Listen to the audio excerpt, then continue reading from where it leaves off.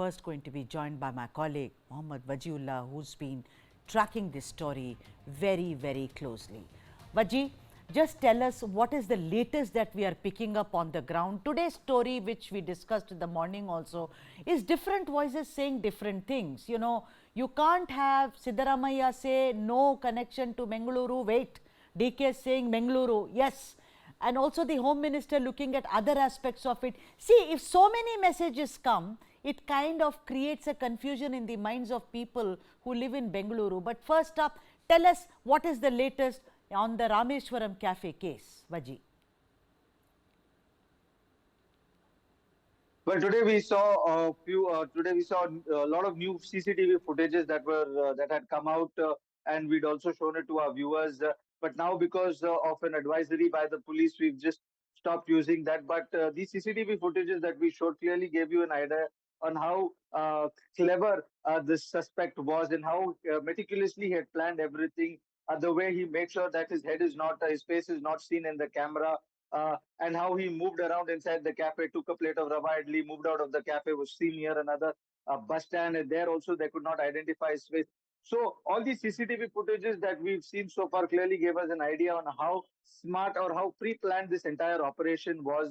So on the operation front, we saw a few CCTV footage coming out, but today the other important thing that happened was that the case has now been transferred to the NIA. Also, the NIA has come in and registered an FIR, and they are now also going to look into this entire case. Both CCB from the Karnataka police and the NIA will be investigating the matter. But when it comes to what is the statement that most DPK Shivkumar and Siddaramaiah said, Siddaramaiah gave a statement on the first day when the incident happened.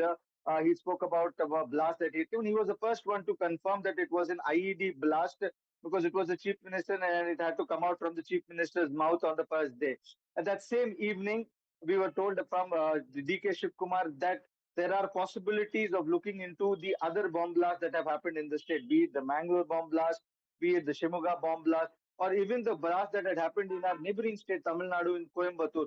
So all these patterns will be looked into it and they will be delivered. And then yesterday, we had Parameshwaram after meeting the top commissioners and top officers of the entire case, and the commissioner came out and gave a statement that total 8 teams are looking into this entire investigation, and they are looking into 8 possible angles, different angles, and they are not leaving anything unturned. So he also added the business rivalry angle, that if that is an angle, that also will be probed in this case. He also Yeah, went right. on to say that Yeah, I stopped organizations that you. are involved. Yeah, why I stopped you was that Rameshwaram Cafe is a place where anyone could go and have a dosa and idli. There was no security, no frisking there. Now, the minds of the people who live in Bengaluru, they are feeling that if anyone can plant a bomb in a restaurant, it is not a hi-fi 5-star or a, you know, it is not. It's like anyone can go there, middle class goes there. So don't you think that when so many explanations are coming from senior leaders, it does have a psychological impact on the minds of the people, Wajjiullah? Well, yes, it surely does have an impact on the mind of the people, because people do not get a clear picture of this entire blast.